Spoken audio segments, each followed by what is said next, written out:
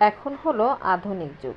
আগের যুগে যখন বৃষ্টি হতো তখন ঘরের মধ্যে সবাই চাল, ডাল, ছোলা এরকম ভেজে খেত বা অথবা বিভিন্ন রকম পিঠা বানিয়ে খেত। বিশেষ করে মালপোয়া বা যেটাকে ভাজা পিঠা বা তেল পিঠা বলা হয়, এই পিঠাটা, পাকান পিঠা এগুলো বানিয়ে খেত। আর বেশি খেতে হচ্ছে মুড়ি মাখিয়ে অথবা চাল ভাজি করে। এখন তো আর সে সময় নেই, এখন খায় মানুষ মোমো, চটপটি, ফুচকা এসব। তো আমিও এই বৃষ্টির মধ্যে বানাতে চলে আসলাম হচ্ছে চিকেন মোমো। আমার বাচ্চাদের অনেক পছন্দ। আসলে আমরা বাজার থেকে কিন্তু অনেক চড়া দাম দিয়ে চিকেন মোমোগুলো কিনে থাকি। তো দেখেন, বাসায় কিন্তু খুব অল্প সময়ের মধ্যে যদি একটু গোছগাছ করে নেওয়া যায়, খুব স্বল্প উপকরণ দিয়ে করা যায়। তো আমি এখানে 1.5 কাপ পরিমাণ ময়দা নিয়েছিলাম, তার মধ্যে খানিকটা সয়াবিন তেল নিয়ে খুব সুন্দর করে ঘষে ঘষে তেলটা মিশিয়ে নিলাম। এখানে আমি কুসুম কুসুম গরম পানি দিয়ে, মোটামুটি গরম পানি দিয়ে এই আটাটাকে একটা সুন্দর খামির করে নিলাম। দেখেন, এই খামিরটা আমি এখন কিছুটা সময়ের জন্য রেস্টে রেখে দিতে হবে। তো যাই হোক, এই রেস্টে রাখার পরে আমি বাকি প্রিপারেশনে চলে যাব আমার মোমো তৈরির জন্য, যেহেতু এখানে বেশ কয়েকটা স্টেপ ফলো করতে হবে সেজন্য।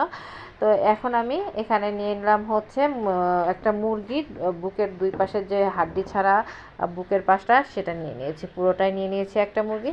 সেটাকে এখন আমি ছোটো ছোটো করে কেটে নিয়েছিলাম, এটাকে আমি এখন কিমা করে নেবো। এর মধ্যে আমি দিয়ে দিলাম হচ্ছে গাজর কুচি, পেঁয়াজ কুচি, রসুন, আর দিয়ে দিলাম হচ্ছে একটু ধনে পাতা দিয়ে দেব। আর তার সাথে আর একটা যে জিনিসটা দেব সেটা দিলে হচ্ছে খুবই সুন্দর একটা স্মেল এবং ফ্লেভার আসে এবং খেতে অন্যরকম একটা টেস্ট লাগে, সেটা হচ্ছে লেবুর চোকলা। তো এটা দিয়ে আমি খুব সুন্দর করে এটাকে মানে ব্লেন্ড করে নেব। তো আপনারা যারা শিলপাটায় বেটে নিতে পারেন, যাদের ব্লেন্ডারে না করবেন। তো এই যে দেখেন, আমার করা হয়ে গেছে। এখন আমি দিয়ে দিলাম হচ্ছে এর মধ্যে গরম মশলা আর গোলমরিচের গুঁড়া। আমার ঘরেই করা ছিল এই গরম মশলাটা, আমি নিজে যেটা ইউজ করি আমার মাংস রান্নায়। তার সাথে দিয়ে দিয়েছিলাম 1 চামচ আদা বাটা আর সয়া সস। এখন এটাকে আরও পারফেক্ট করার জন্য, ভালো করার জন্য, সেটার মধ্যে আমি দিয়ে দিলাম গরম তেল। তো এবার আমি তেলটা দিয়ে এটাকে খুব সুন্দর করে মেখে নিলাম। এখন হচ্ছে যেটা আমি চলে আসছি, রুটি বানালাম আমি মোটামুটি পাতলা করে। দেখেন, এরকম করে রুটি বানিয়ে একটা কোট আর মুটকা দিয়ে আমি সুন্দর করে এগুলোকে গোল গোল করে কেটে নেই। এবার হচ্ছে আসল কাজ, এই কিমাটাকে নিয়ে দেখেন, এবার আমি মোমো যেরকম সাইজের হয়, যে ডিজাইনের হয়, সেটা করছিলাম। ভাই, এটা কিন্তু আমার প্রথম মোমো বানানো, আমি সেটাই আপনাদের সাথে শেয়ার করছি। তো আলহামদুলিল্লাহ, প্রথম মোমো বানানোতে আমি সাকসেস। আমি মোমোটা খুব সুন্দর করে বানাতে পেরেছি।